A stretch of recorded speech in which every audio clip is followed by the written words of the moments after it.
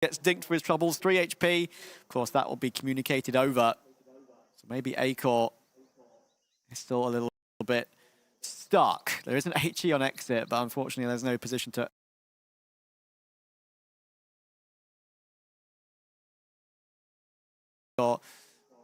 He is pinched in though, so saving this AWP is going to be a problem. Does he clear Safe? He does, but it was a left eye peek as we saw it. Safe had the right eye peek, saw a leg first, and even a tickle to the little toe would have taken Acor out of that one.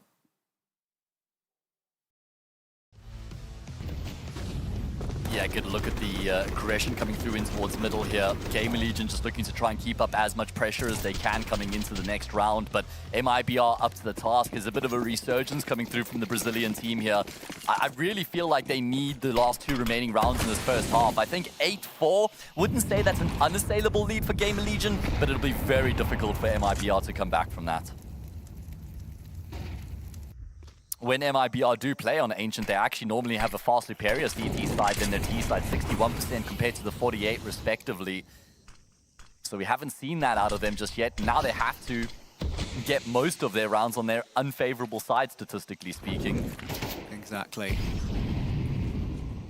Might lean to me slightly favouring GamerLegion as this game has evolved, but let's see. Kios is up a long way up the B ramp here.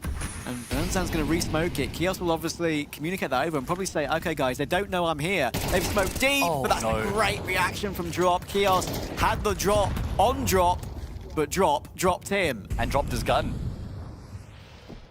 There's an AK, and he will be able to reach across and grab it. He wants more.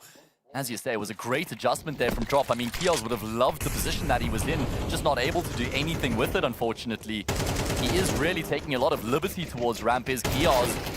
As Isaac finds a frag, but goes down straight afterwards, and that maintains the advantage for MIBR, even furthered now by Safe. Snacks, though, we have to get one in return. That's Drop to go down. Instead, he's 11 HP. Surely will go down to Snacks as well.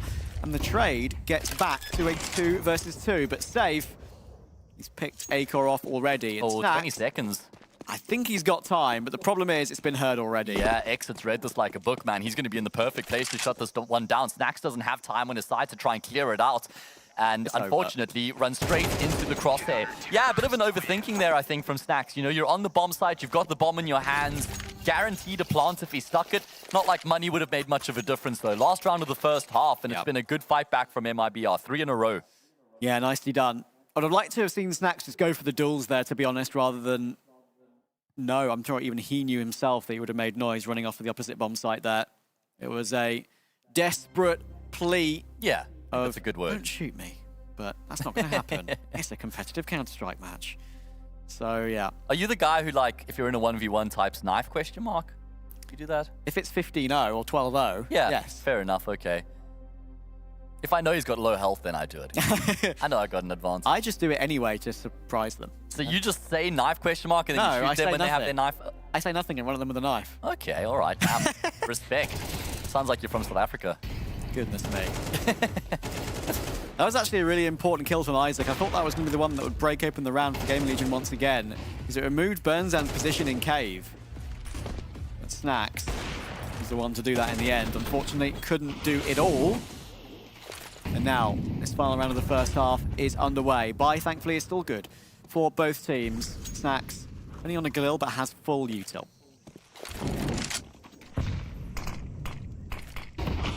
Yeah, I mean, GamerLegion just did so well in the 7 rounds they won in a row that they were comfortably able to afford buys in all these rounds that they've been losing. That has not been a problem. Money has been no object. MIBR, the comeback has been on hard mode, running in or playing into these gun rounds consistently, but they've been up to the task here.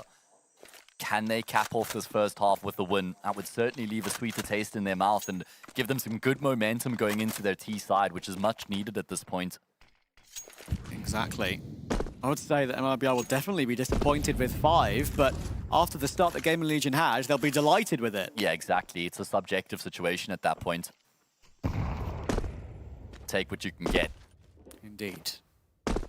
Another slow one for GamerLegion. They know they've got all this utility, so perhaps looking to go for a double pump toward B, or will it be a single pump? Good counter flash by Drop. You saw at least 3 players on the left-hand side of your screen there, affected by that one.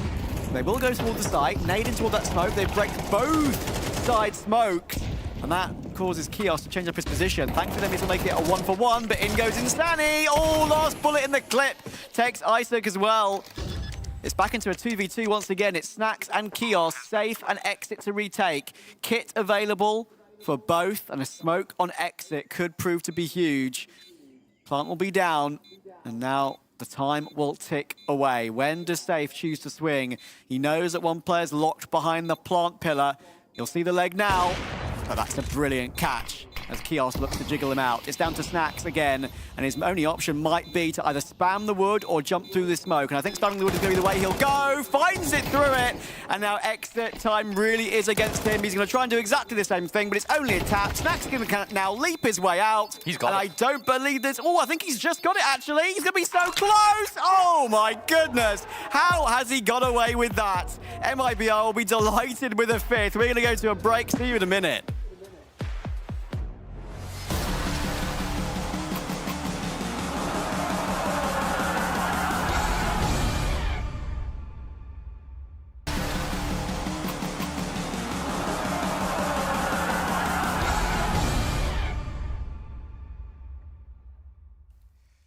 A super close defuse leads us into a very close first half as well. Surprisingly so as well. GamerLegion will be disappointed to only get 7 when they led 7-1. Yeah, exactly. 7 out of the first 8, and it is going to be all they carry through into the second half. MIBR, they're the ones with the momentum behind them. A very early smoking towards the top of middle. They have a molly to play with as well. Outside of that, it's armor. So that indicates they're going to be moving with pace right now. And in fact, they're going straight through their own smoke. This is an adaptation.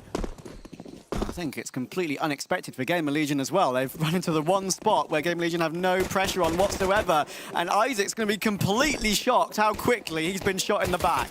That is ridiculous. Wow. Kios is going to go down with nothing. Exit and Safe team up for that one and leap their way in to an A-site plant. GamerLegion completely split apart there. Yeah, what a beautiful approach coming through from MIBR. Now they just need to lock it down in the post plant to continue their hot streak from the end of their CT side into the start of their T half. Volt, Snacks, and A-Core looking to recover the situation, but they don't have a kit between them. There's no way you're sticking that 10-second defuse Volt. That was courageous, but it's going to be MIBR who clean up. I wonder if their standard pistol round is smoke top mid, molly donut, and try and pressure maybe shelf or something. They're expecting to be anti-stratted, so they change it up. Could very much possibly be the case. That is, I think even MIBR will be slightly surprised they managed to get all the way through into CT spawn in the matter of seconds with no contention. And that is a perfect way for MIBR to keep, as you say, that first half going into this second half. And this is a very interesting force from GamerLegion. 3 FAMASs, or FAMI, whatever you want to call it. 5-7 and a Deagle. This is now going to be very interesting because they've invested everything they could possibly do. Only A-Core leaving a little bit in reserve for the future CT side AWP, of course. It's a very risky boost they're employing there in towards middle, because even if you just get the 1 kill, it's so much information for the T side, knowing that there's at least 2 players in that position, and he's going to lose his life. And now, Instani knows for a fact there's a second player, but he decides to hang around, which I don't actually think was necessary after he gets that first frag. Yeah, it's a sort of a case where you know what's there, so you want to fight it.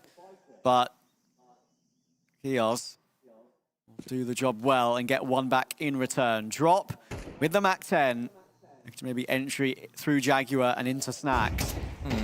Information spotted by Volt, though, so they've got a nice little crossfire for this. As soon as Snacks takes contact, that's when Volt will swing to help. Yeah, and Volt's just hoping he's taken the attention away from Snacks, but the drop is going to deploy the molly. Snacks, you're burning, you need to get out of there. And he will eventually fall back. A lot of damage being done right now by Drop with that MAC-10. Snacks is going to reassume the position, but Drop is fully aware that could be the case. Well, now they're aware it's definitely that double setup I mentioned, right? Because they saw Volt too. Yeah. So they're going to completely leave that alone, and I don't blame them. Kios now has a big job to do with just his FAMAS, and he will take down Brunzan, but there's one more play coming from long, and he can't react. Safe catches him in the open. And the bomb will go down with just about time to spare, I think. Hang on a second, though. Acor could deny it if he wants to go for it. He's going to swing. Oh, it just got down in time. Can you believe it? Suddenly 2v2, but the health is not good on Volt and Snack. Yeah, MIBR have a good chance now. The fact that the C4 has actually been activated. No kit between them either as they work in tandem, edging their way forward. That MAC-10 can chew them up and spit them out. Snack's not even clearing it. He will at least be traded, but how does Volt force the fight here? He needs a 10-second defuse to win the round here for his team, and X is just going to toy with him at this point. Round will go the way of MIBR. And that was a really well-worked round coming through from them as well. That's one of the most annoying situations for a CT when you're trying to defuse the bomb on A and your enemy is just jumping back and forth in donuts, and he can see all the information, and you can do nothing about it.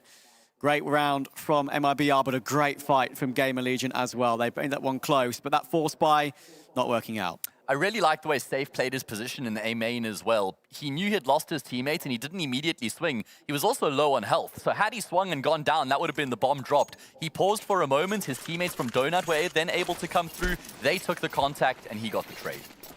Absolutely. Snacks has a Zeus. All right.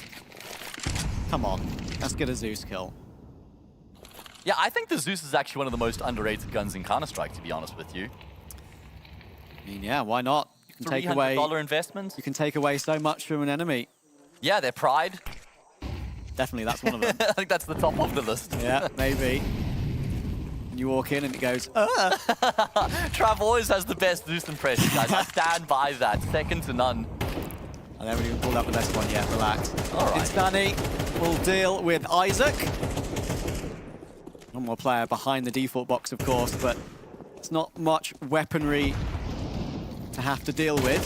One AK recovered, that was on Volt, of course, but he's been removed unceremoniously, I'm afraid, and it's all going to be clean for MIBR, and everything is coming up Millhouse. 5 players alive. They were losing 7-1 at one point, Trav. They've won 7 rounds in a row since then. They've got all the momentum behind them, and they're not showing signs of slowing down anytime soon. We know in CS2 it's been heavily T-leaning as well, and with the momentum behind them, they must be feeling really good about this. What a recovery. Yeah. They're very happy with themselves. I mentioned, of course, that maybe T-side could be a little bit more of a struggle for them. They've done a lot of their good work on CT. You brought that stat up, I believe. Yeah, true. So, yeah, I'm impressed that they've managed to recover this so quickly. But GamerLegion now have a chance to fight back. Acor is on his AWP.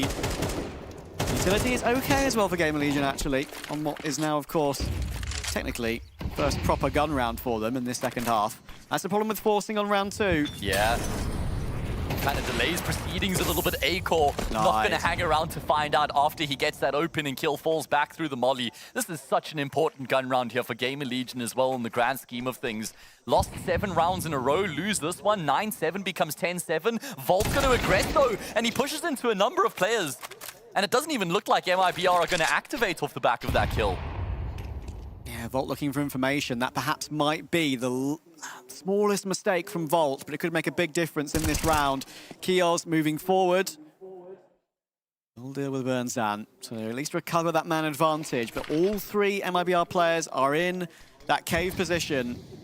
At the moment, GamerLegion are kind of playing retake. They're allowing MIBR to get into all this side. Might not have all the utility they want. When I say all the utility they want, they've actually now got none left. To allow them to get the plant down, I say that, maybe not. Safe's got it. 13 HP to spare now. There's more nades coming in. Oh my goodness, it's on the floor.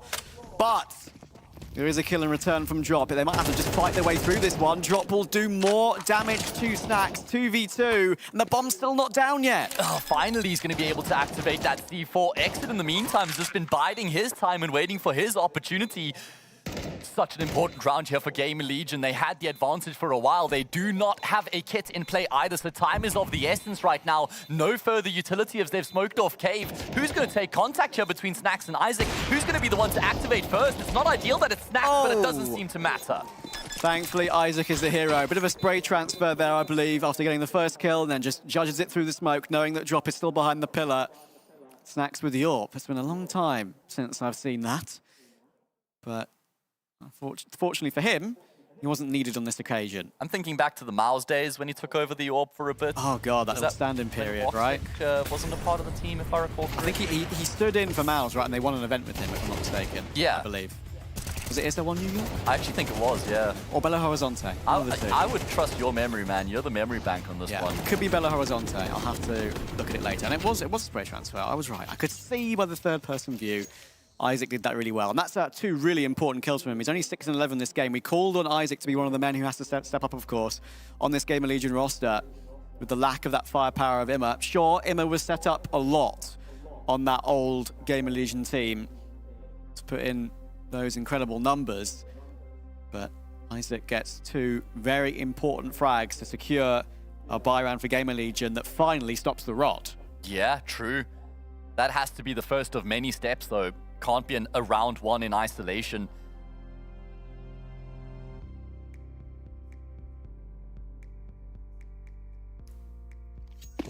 All right, well, we do see the coaches both studying their notes, and back into the game we go. This is the swing round here. Neither team have any residual cash left in the bank. Whoever loses this one has to eco in the next. Yeah, only 2 players up for GamerLegion in their round. They finally win, and it's an MP9 Vault to get removed immediately, and Snacks only has that XM as well. Aye. This is going to be tough to recover from here. Thankfully, Acor has a nice sight line, but he might be about to get swung upon. He'll get swung from behind. The boost. Yeah, over the top of the smoke. And Sani finds him, and the biggest threat and the way for GamerLegion to get back into this round is gone already. Yeah, and Akor's left scratching his head, thinking, Kios, what's this going on there? How am I being shot from behind? But Kios couldn't do anything about it, and well, Isaac's gone down. 4 versus 2. Snacks only has an auto shoddy in play. Sure, it's an alligator, has a lot of damage potential, but this round has gotten away from GamerLegion at a rate of knots, and it's not even like MIBR have done anything particularly special. Just been able to shut down everything that's come their way. Yep, and now they know where Snacks is. He's making so much noise, but that flash is superb from Snacks. A self-flash into the angle. Kios took Burns out in the meantime. Hang on a moment. Insani needs to clutch. 1 versus 2. We know what this kid is capable of. He's going to have to put it into practice right now. Both GamerLegion players coming in from the same angle. He finds Snacks. He's looking for Kios. He's shoulder peeked him out. And now he can just deploy all of his own utility to continue to be a nuisance for Kios. Kios needs this 3rd kill to step up for his team, but Insani takes point. And there is the star power we see from MIBR's youngster. So cool to see him standing up on LAN as well when his team needs him the most in a clutch situation. Holds his nerve. You could see there wasn't a moment where he was doubting himself or where he was panicking. Great composure from him, and that's a big problem for GamerLegion. They win a round to finally break the streak, but then it's straight back to losing ways afterwards. It wasn't even the boost. It was actually a clearance of the smoke that comes through. Kios was left helpless. Great attempt from Snacks. He really did everything he could, but it was in vain. Yeah, Snacks doing some of his old school madness there, just flashing his way into a cheeky kill that almost turned the round. Then Insani turned it back. All right, well, that's the lead regained now for MIBR as we head into the late stages of the map. Remember, the loser of this has to play in a best of 3 against 3D Max. And that's for elimination. So that's going to be a really tough game. That comes up later today. I wouldn't want to be in that position. You're telling me? And look at this buy that GamerLegion putting forth here. It's actually a full investment other than Acor saving a little bit for a future or perhaps, but how much future will they be? It remains to be seen. Isaac, Mac 7, Acor Scout, Volt now recovered a Mac 10. Not like that's something you're going to get particularly excited about, recovering a Mac 10. And, well, now they've been locked in towards Cave as well, but Snacks is still able to find an angle to at least keep the numbers even. Snacks has got so many important kills in this game so far, and once again he's trying to get that wallbang into play. Saw that at the end of the first half when he was on that T side, almost winning that clutch. It would have been, what, 0.2 or something more time he had to have wasted to get that victory. And with how close this game is now, maybe it would have made such a big difference. Oh, he goes back for a little swing, and once again it's a huge headshot from Insani. That's going to force Volt away. Isaac may have at least found an upgrade, but there's no say in this round. Yeah, and it's an upgrade to a FAMAS as well. Not like that's something you're going to write home about. Volt Well, he's not even going to get out alive because Safe is in towards Red Room right now. No. And that is Isaac, who's also maybe taking an unnecessary fight here. I don't think Insani's going to reface considering how low he is. That's 10-8, and MIBR have won 9 out of 11 rounds, I think it is. 9 out of 10 rounds. Phenomenal work coming through from them. They've got all the momentum behind them, and now GamerLegion are going to have to eco. Yeah, that was the worst thing about that previous force buy, of course. Are they at a stage where they just might be going for these sort of half investments for the rest of the game almost, or at least those last 2 rounds? I'm surprised they went all in, really, on that last one. Maybe trying to keep it close. But, Yeah. I mean, MIBR don't have the best economy themselves. Maybe that's their thought process behind that investment. But now they're once again left with is one of these weird purchases. XM, FAMAS, 257s and a Deagle. Yeah, Snax has invested quite a lot, I think he's relying heavily on getting a kill. Yeah, exactly, that $900 cash injection. If he doesn't, then he's down to an MP9 in that next round or from us, and that's to try and stop MIBR from getting to match points, so not ideal. Is a bit of a stack over towards that A side right now, and MIBR are feeling out that side of the map, so maybe a way for GamerLegion to make a mark on the defense. Well, this is going to be a tough setup for GamerLegion to hold. They need an insta-1 dig from Acor. It's a massive shadow advantage, but the swing from Insani is significant. And there goes Kios as well. They deal with it nicely. They found Isaac too. Next, it'll be hearing those rotations, of course. And now that the FAMAS is here, will they expect the pistol to be here as well? I think Volt shifted that one in, so that'll be unexpected, but Burnzan is waiting to pounce from long when given the okay. Oh, there we go. Isaac actually forces the issue back in towards Donut. Safe is only going to be good for the 1 kill. That's the bomb that's been dropped as well. Oh, and Snax is in towards Jaguar. This is a huge engagement. It's a headshot. He gets to upgrade to an AK, and there's a very realistic chance of him making something happen here in the 1v1.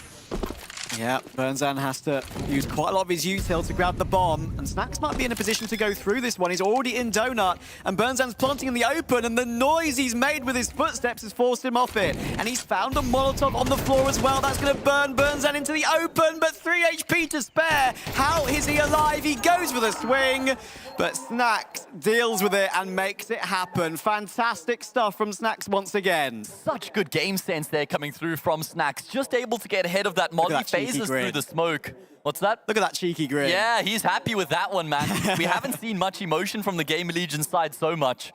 But yeah, he's content with that play, and rightfully so. He came close a couple rounds ago, didn't go his way. I mean, you mentioned it, man. He's been having so much impact in this map already.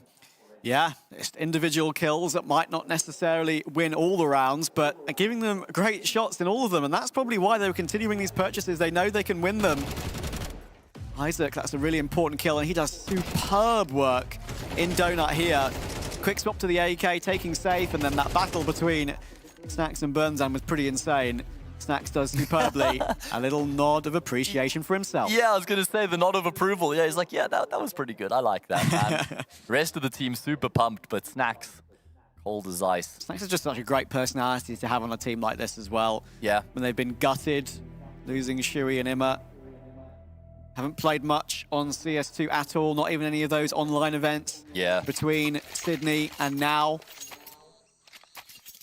The sort of personality they have with Snax is exactly what makes it a nice gaming experience. Yeah, the just squad. Elevates it for everybody. He'd be the glue in the team as well to bring everyone together. And he's leading the way, frag-wise. Absolutely. Great to see, man. 2023 Snax on LAN. Inject that straight into my veins. Take me back, Snax. Take me back. All right, well, MIBR, some unfamiliar territory here for them, Trav, as they have to settle for an eco. Yeah, so much damage done by GamerLegion in these rounds. What was it, like 3 2v2s in 4 rounds or something? Yeah. Down to the wire. Shouldn't be able to get much done here. I say shouldn't. Acor. He's not counting for Insani's position. It's all falling apart at the seams. This was supposed to be GamerLegion's round for free.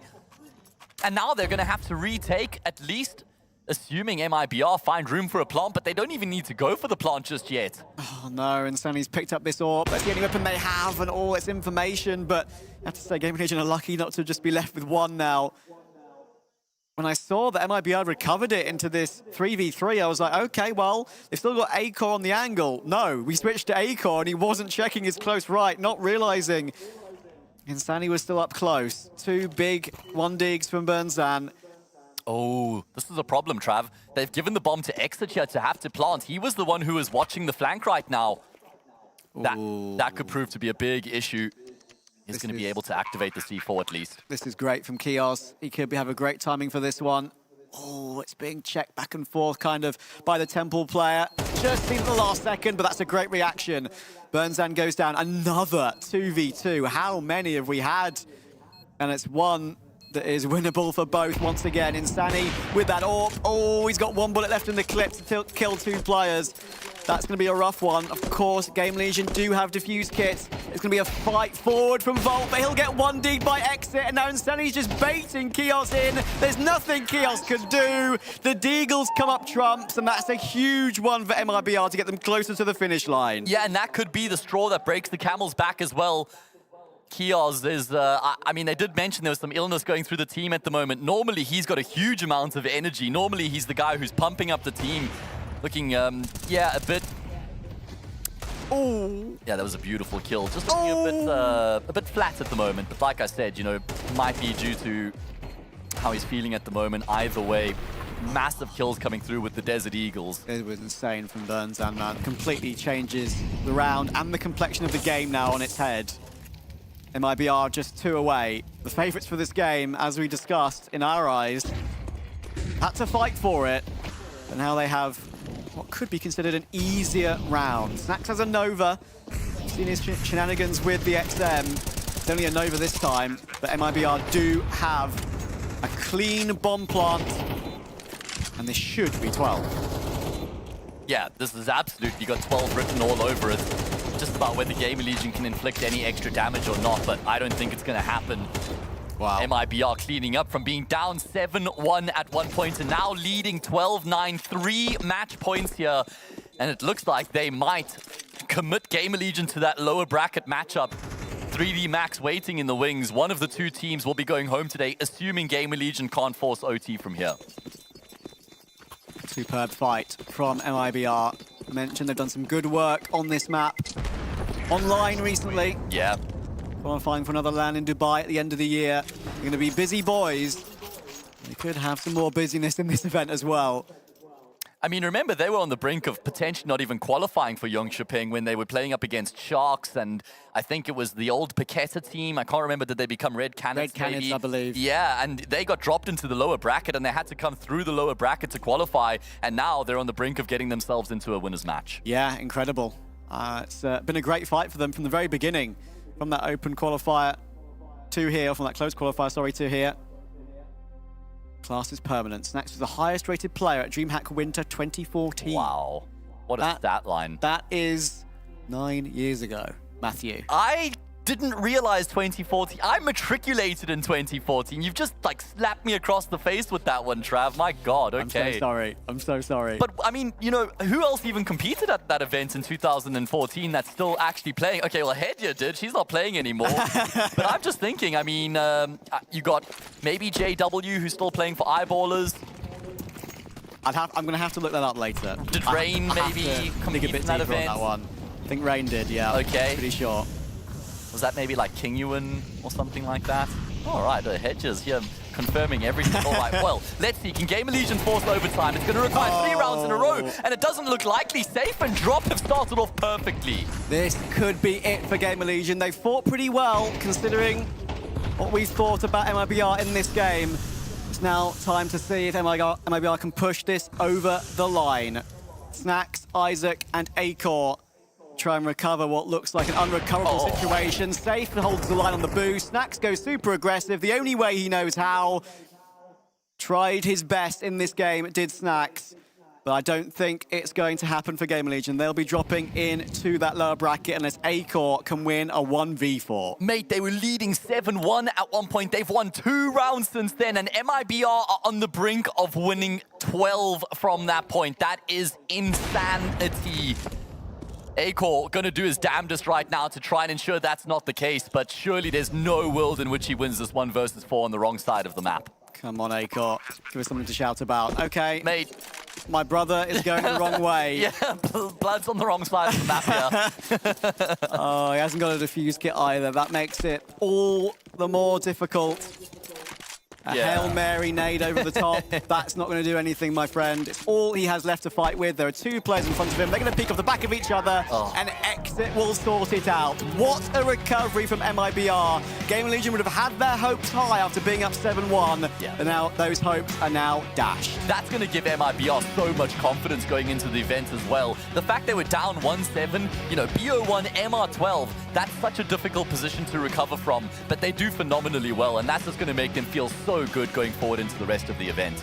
You are not wrong. I think it's fair to say that GamerLegion had a great start, but couldn't continue it. And it's a shame because I would have felt like they could have easily built on that first half. It went 7-1, but then it went 7-5, and being pegged back like that so quickly was not to be. And as you can see, they will acknowledge the crowd there as well. Yeah. Of which there is a few people coming in now to have a lovely watch of this beautiful event. We're going to throw it to the desk, though, to have a chat about MIBR's success.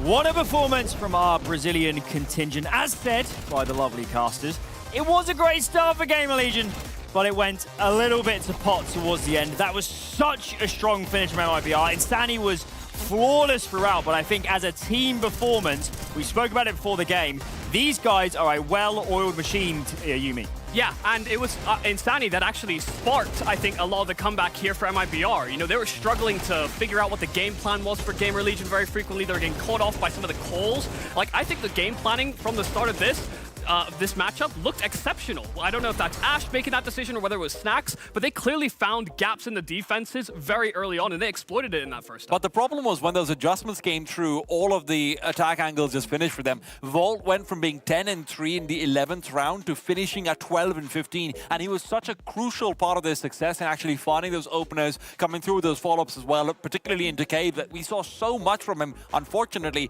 like you said, when Ash's game plan is over, that's where the adjustments come in, and that's when there just simply wasn't enough shown from GamerLegion. An important factor, though, in this game was Exit, and he's with Sam. Exit is with me right now. What a comeback. How did you do it? It was a hard comeback, but I think we started really slowly in the start of the game. But our communication started to go well, and in the halftime, Beats told us that we need to communicate that we were doing in the end of the half, and everything started to work as T, and we did a comeback. I was going to ask what you chatted about during halftime. How did the team keep that momentum going, though? Do you just have that positive environment that's making that possible? Yeah, everyone is positive. We know that our T side is very strong on this map. We practiced these days, and it was very strong. Like, we beat everyone, and everyone was confident. We did a good half of this CT was good, and we brought that into the T side, and everything worked. You have one best of one before you have to play again. So what does the team do now? Do you prioritize resting and maybe eating some food, or do you go straight into prepping for how you're going to play against Virtus Pro? For me as an IGL, I need to prepare, and I'm going to do it with Beat in Placidos. And the guys like to rest a little, and some play some deathmatch, and we like to play to be prepared, but I think we're going to rest a bit, and of course I need to prepare for the game. Good luck. The Americas are upsetting everyone here at ESL Challenger. We'll see you in a little bit. Thank you very much. There we go. Back to you, Alan. Thank you. A very measured interview there from Exit. Lovely stuff. And I think for a lot of teams, and this team in particular, it's so important to have that good dynamic between the coach and the in-game leader. I think Bit for this team has done wonders. He was a really big signing for them to get him in behind the scenes. So yeah, what are you guys thinking? Those two look great in terms of leading this side. I think it's as well, you know, it's kind of nice to have like almost like a father figure on the team to a certain degree. You know, someone that has a lot of experience, knows how to keep everybody's head screwed on straight. They said themselves that the communications kind of broke down. They found that voice back into the roster. But that also comes from sometimes just winning rounds. And Insani was a big part as to why that happened. I talked about it a little bit earlier, but he sparked that CT side, and he found so many multi-kills this game that only helped alleviate the strain for players like Drop, actually. I mean, 6 in total, but when you're talking about multi-kills, funnily enough, a lot of the people on MIBR had them. Other than Exit, all of them had a couple of them coming through. So, you know, like you were mentioning earlier on, Michael, very much well-oiled machine, all of them stepping up to save the day. And as far as father figures and IGL coach combinations are concerned, listen, you do have Snacks coming out as sort of the big daddy Snacks over towards GamerLegion as well. You do have Ash, and it felt like Snacks was still performing. Snacks was still getting the right reads and everything, but unfortunately, so many times, they're just making mistakes. They're just not able to do anything when the MIBR peaks are coming through. It just wasn't working despite daddy and coach.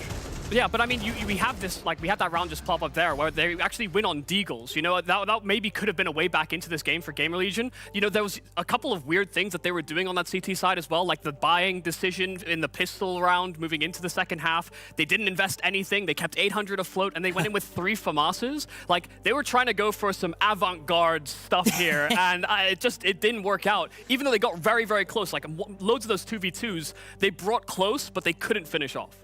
It felt like one of those things where you're trying to get cute. You do have something planned now. You're like, well, theoretically, hey, if we get this to work out, we're going to reset their money. They're on 1,400 bonuses, all of this stuff coming into it. But at the end of the day, you didn't buy anything in pistol round. You just lost pistol round in MR12. Yeah, it was a bit of a nightmare showing from GamerLegion. I want to go back to actually what Ash said in that pre-game where he said, we're fine on CS2. We're in fine form. We're looking great in scrims. Matches are a different beast. When you go into real officials, especially on LAN, the comms get flustered. You can't hear each other properly. Everyone's a bit high on adrenaline. It's a very different environment. And what we saw in this game is, I think, they look rusty to me. They look like a team that hasn't got their fundamentals down. The comms look a bit off.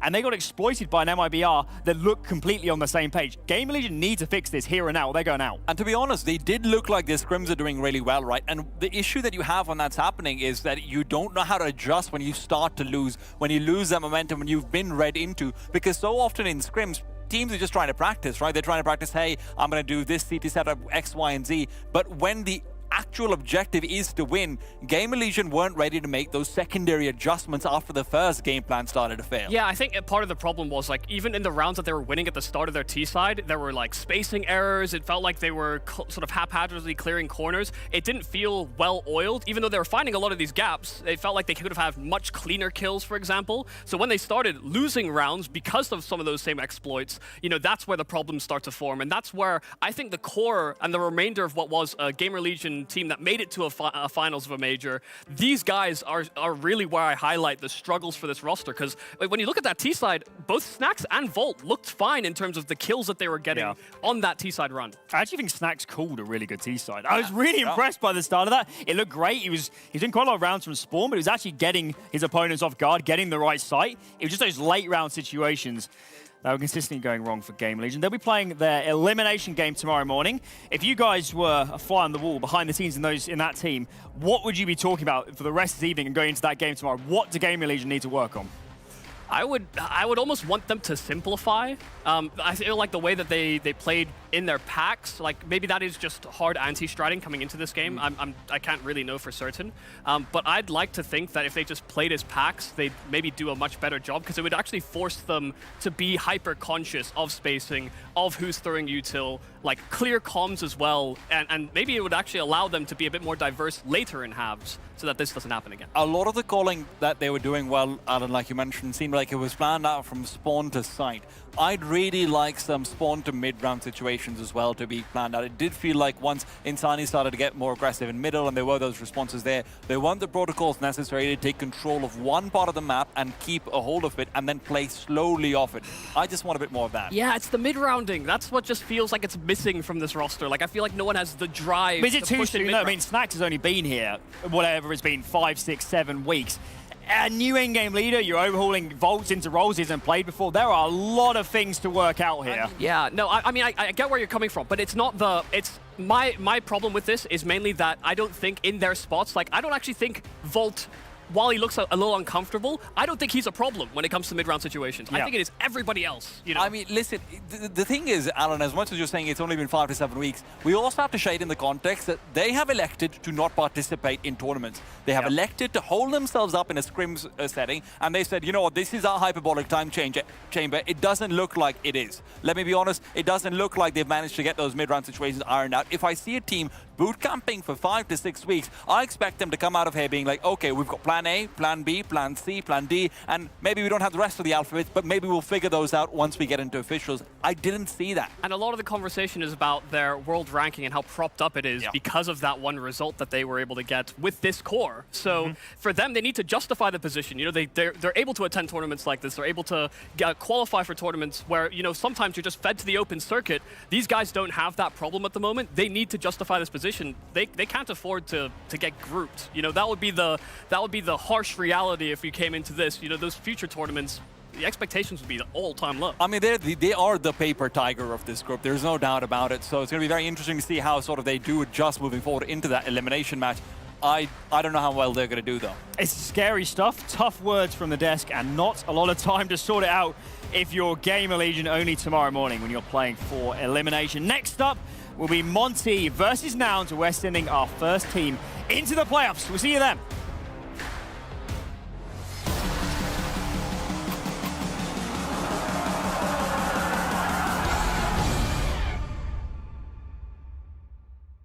At some point in every gamer's life, new game, same challenges. Play in enjoyable lobbies. The most feared anti-cheat. The fairest matchmaking.